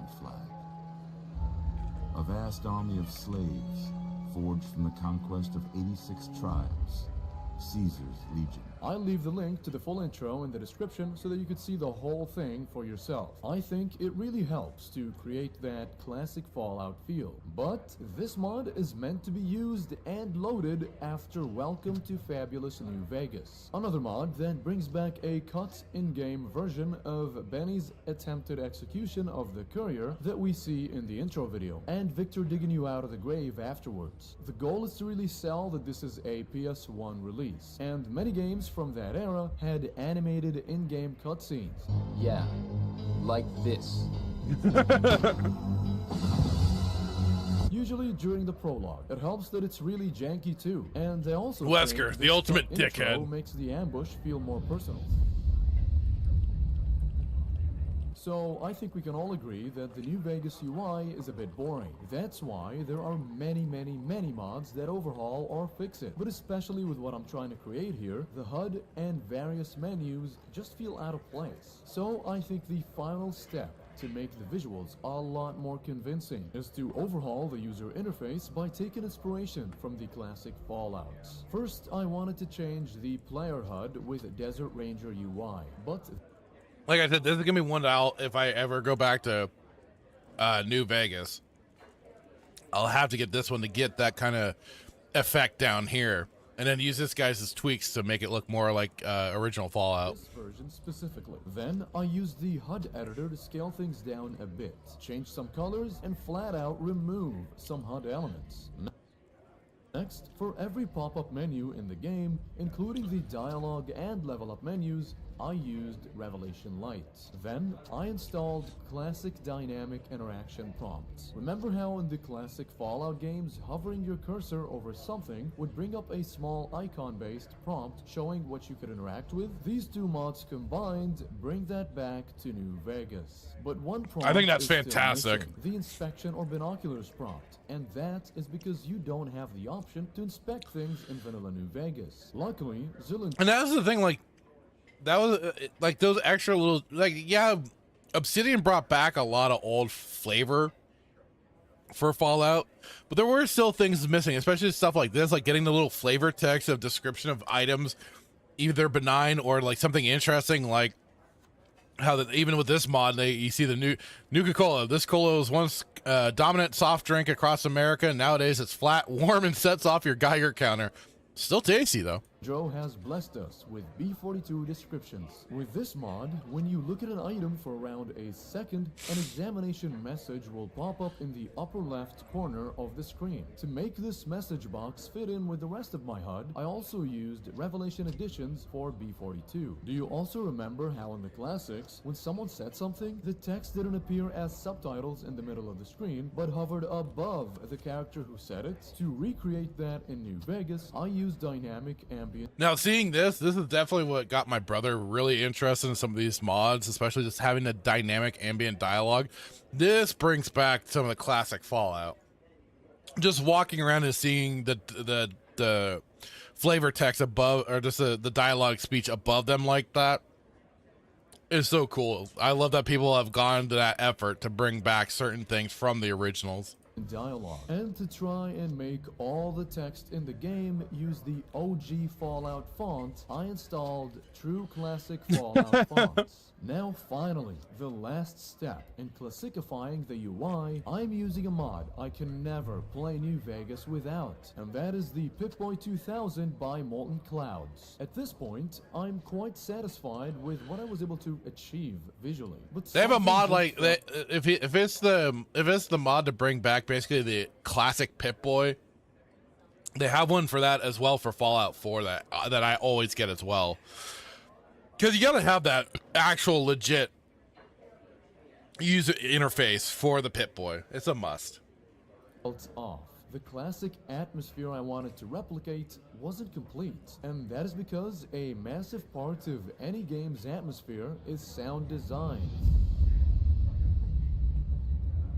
The PS1 did not always use super clear audio. Many sounds were saved in a format called ADPCM. This format made audio files much smaller. Normal CD audio could use 16-bit sound, which has more detail, but PS1 ADPCM could shrink that down to about 4 bits. This helped games. Now that's again another thing that's interesting to find out of how they found ways to compress the file sizes for things to make it smaller and more easily to get onto small storage devices.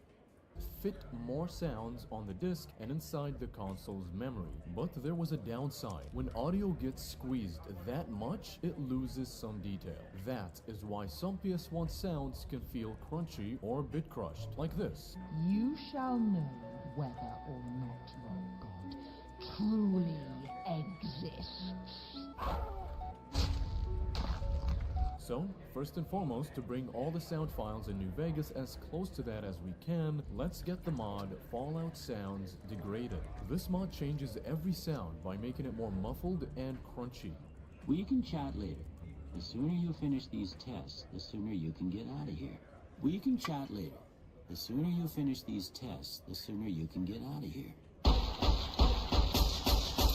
It uses a low-pass filter and bit crusher effect to make the audio feel like the old digital sound from early game systems. But we're not done here. I don't know how well it's going to Music the translate. way modern Fallout games do. In Fallout 1 and 2, you hear dark, ambient tracks made by Mark Morgan. They usually don't have a strong beat or catchy melody or even normal music structure. They feel more like soundscapes than songs. You can hear like deep drones and metal sounds and weird, strange synth radio noise or whatever, sirens and other creepy little fucking details. It made the wasteland feel dead, strange, dangerous, and just believable. To bring new, and it just brought the the atmosphere, all of it brought it together perfectly with that soundtrack. It's still one of my probably one of my all-time favorite soundtracks out there is the classic Fallout 1 and 2 soundtracks, just because they brought the bleakness of the wasteland together so well.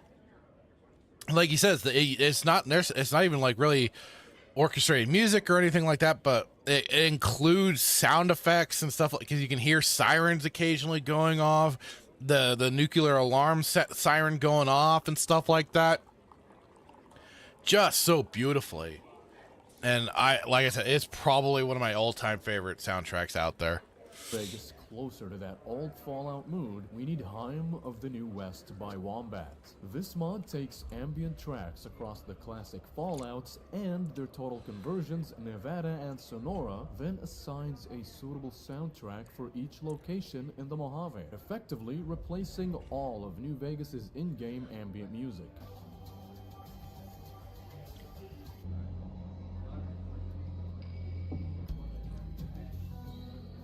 It also gets rid of the combat music and death sound, as well as replaces the level up sound. Now, in the classics, you couldn't actually hear the sounds of the literal objects placed in the world. Now that's a good thing too, is that it actually the music mod actually places the music where it should be, other than just letting it play continuously. Because like it was, certain tracks played in certain areas and stuff like that, and then you had this the broad overscape.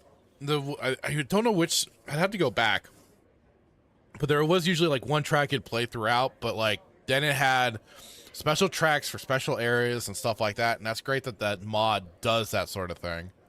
You just imagined that you did, thanks to Mark Morgan's brilliance. In New Vegas, however, for the most part, pretty much everything in the world makes a sound. And with this ambience overhaul, we'll add even more environmental sound. Nice! Atmos completely rebuilds the game's ambient soundscape with a modern directional audio system and nearly 3,000 custom sound effects. You'll hear wind rolling across open desert.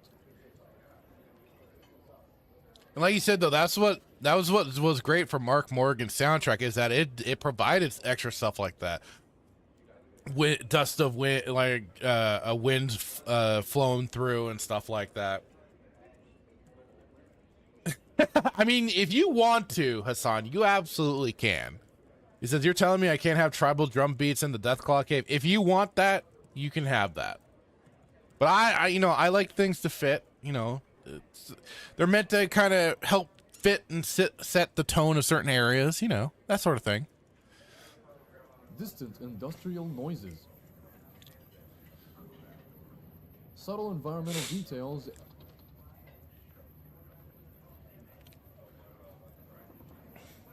And location-specific sounds that make each area feel distinct.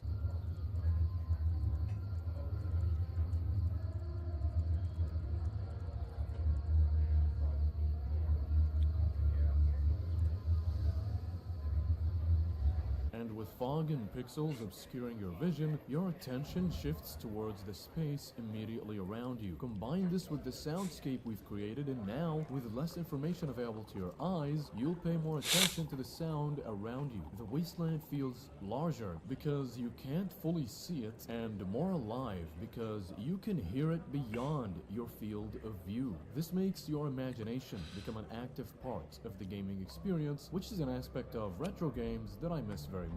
And after all, yeah, I have to agree that like your brain would sometimes help fill in the gaps of what was maybe missing or felt missing, and it just added to the experience. I'd actually like to play. Frankly, it's strange. Beneath all the pixels, fog, CRT, and crunchy audio, this is still the same game we've all spent hundreds or even thousands of hours playing, but somehow it feels different. The further I push the game away from modern expectations, the more I found myself paying attention to things I know. Now, if only it would be great if there was the mod then that also gave you that window with the character, and it looked like a little cinematic scene giving their dialogue and stuff like that for the special characters, not for everybody, but just for special characters like they did in the original 2 Fallouts. That would be awesome. That would just be awesome. That'd be that extra little cherry on top. Hassan says, yeah, it's those little environmental details. The sound is often underutilized. It feels that way nowadays. Like I've said about like some soundtracks and stuff like that. They don't feel that present. Sometimes they're more background in every sense of the word. And some sound design just isn't the same. It's again, it's like they have, yes, they have all these tools, but then they just kind of go, like you said, Hassan, they go for the default. What's just the easy thing to kind of slap in there and move along. It's on. Oh yeah, the old chat windows. Yeah, that would be great. Hang on, just so. I don't think I don't think this guy's shown it yet in this. Oops, not YouTube. Well, yeah, you know what?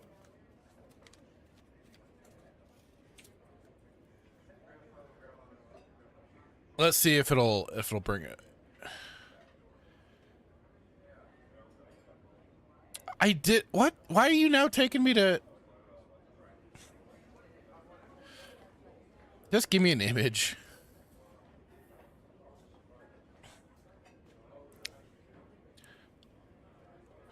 Oh, for God's sakes. I guess let me just put in character window.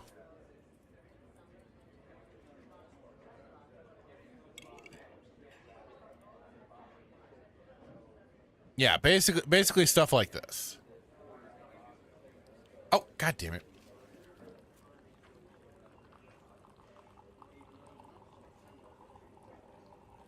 Much like you see here. Oh, God damn it. Yeah. They'd have like these special little chat windows when you'd start talking to the special characters and stuff like that. I don't remember who this chick was, but then here you go. The vault leader in Fallout 1, he had his.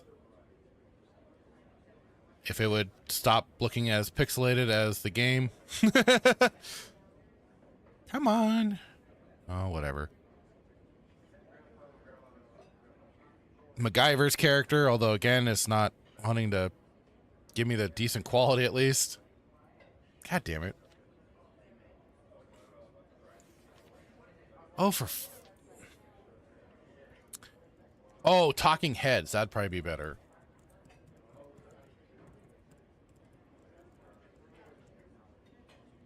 Yeah, just like that. Just having those talking heads again would be a like I said, an extra cherry on top for all these mods that this guy has put together.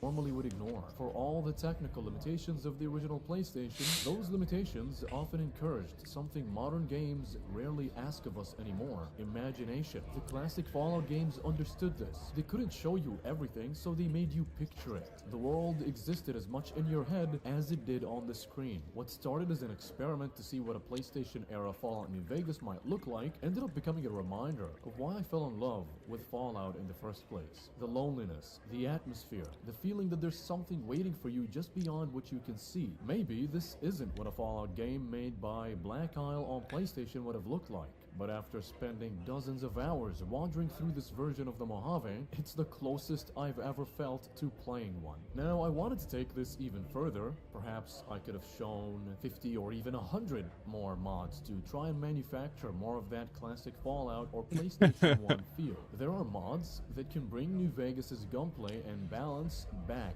to its hardcore RPG roots. Mods that overhaul much of the map and locations, which would make it seem like you're exploring a brand new new game world, and you could probably restore every beloved item from the classics back to New Vegas too. But ultimately, I've decided to end this video here. Thank you for watching, and I hope you've enjoyed this as much as I have enjoyed putting it together. Leave a like and hype this video. It would help me out immensely. YouTube never... Oop. I didn't... No, go back, go back, go back. You silly thing.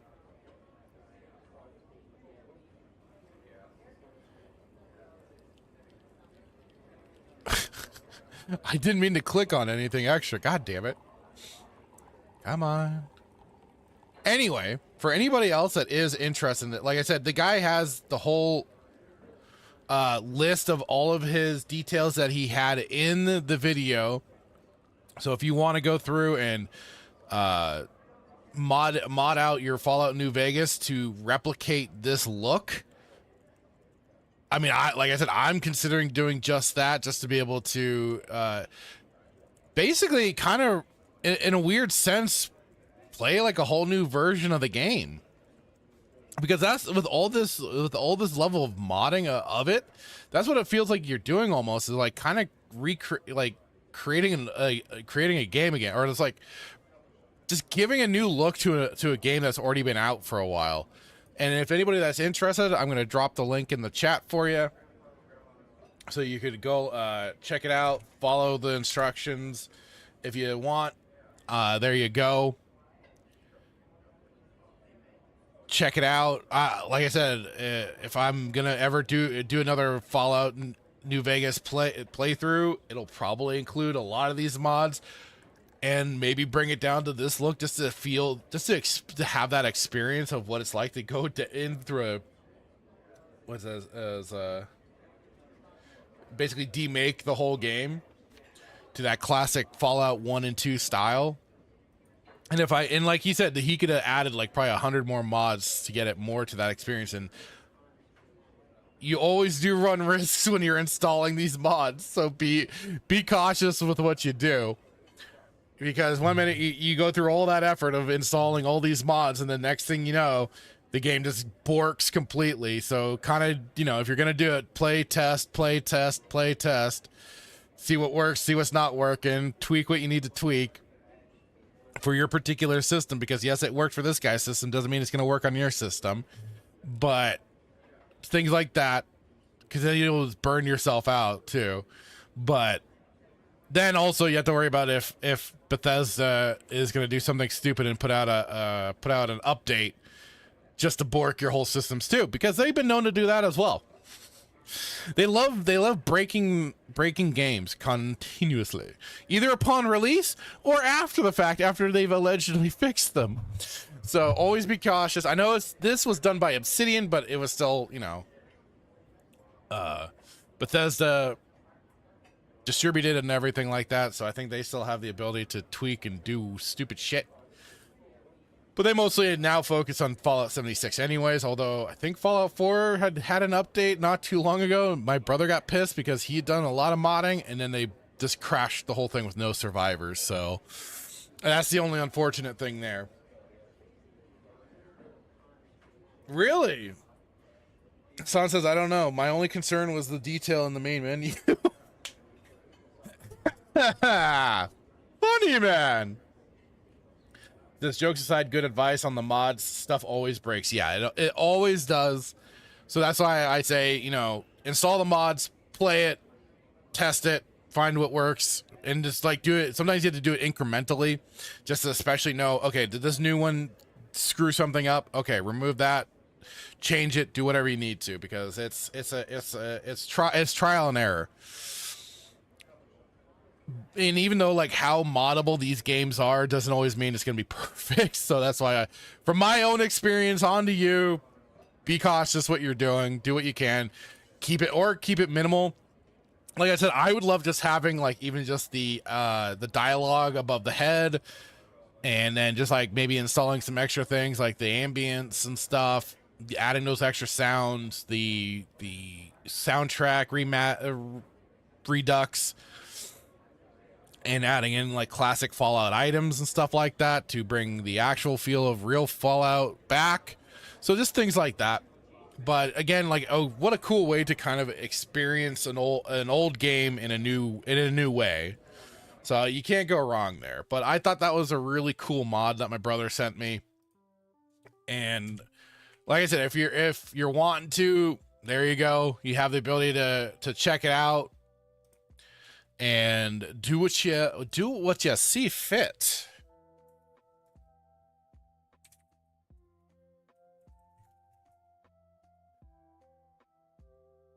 Sorry, just jotting that down in my notes. If I just decide to,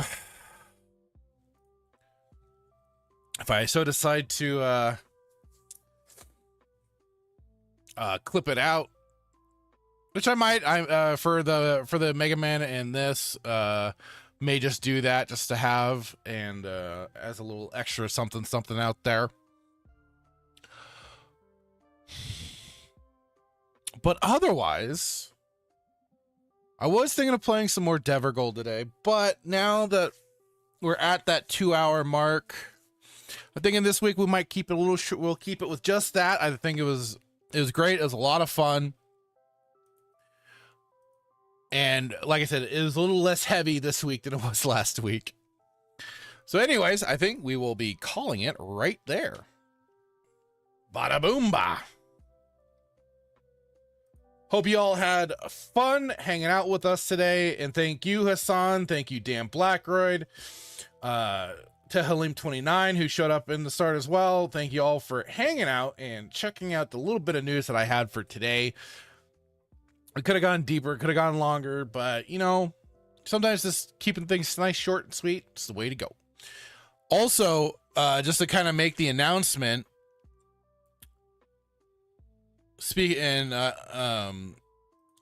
it'll be August 31st. August 31st, I am going to be on the Melee Games Melee Madness podcast as their first guest. Hope it's okay that I'm mentioning that, although they have it on their own calendar. If you're in their Discord, they have their events. Where is it? Where the hell is it? I always get so confused. Yeah, this month in Melee.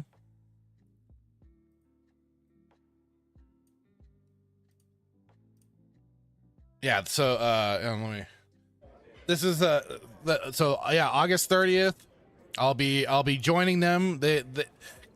Kay had asked me what kind of topics to talk about. I said I will let you guys pick whatever. Get creative, do what inspires you. I'm down for it.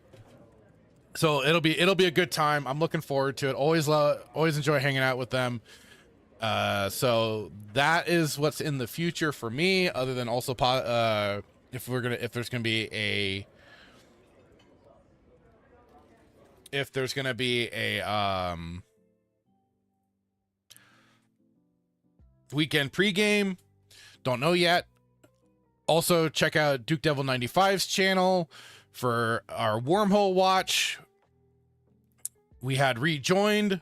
We didn't do one this week, so you can catch up if you haven't been watching. Catch up on those episodes. And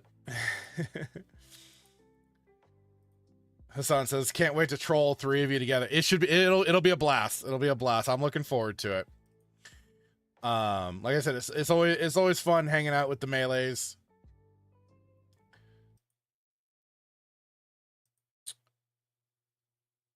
So it should be fun with what they've got cooked up, no doubt.